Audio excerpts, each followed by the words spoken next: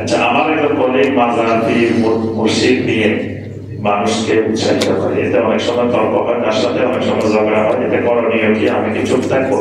সরাসরি চুপ থাকা যাবে না। তাকে হেদায়েতের জন্য, সঠিক রাস্তা ফিরে আনার জন্য আপনার মুখে যতটুকু সম্ভব আপনি দাওয়াতি কাজ করবেন।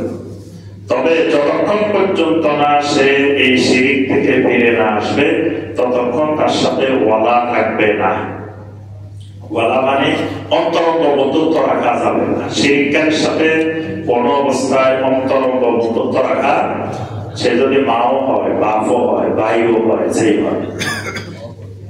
নবী সাল্লাল্লাহু আলাইহি ওয়াসাল্লামের শ্বশুর উম্মে হাবিবা রাদিয়াল্লাহু তাআলা আনহা, নাম কি? আবু সুফিয়ান। আবু সুফিয়ান মক্কা বিজয়ের আগে মক্কা গেছে, মদিনা গেছে।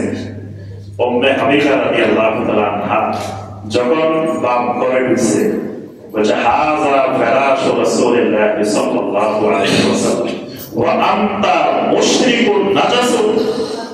বাপরে বলছে আপনি মুশরিক, আপনি নাপাক, আর এটা রাসূলুল্লাহ সাল্লাল্লাহু আলাইহি ওয়াসাল্লামের বিছানা, এটা পাক, আপনার এখানে বসার উপর নেই। বাপরে বসতে দেন, এটার নাম হলো ঈমান। এজন্য বাপ হোক, যেই হোক, আপনার বন্ধু হোক, শিরিককারী হলে তার সাথে অন্তরঙ্গ সম্পর্ক রাখা যাবে। ততটুকু সম্পর্ক রাখতে হবে যতটুকু তাকে দাওয়াতের জন্য দরকার, তাওহীদের দিকে আনার জন্য দরকার, এতটুকু।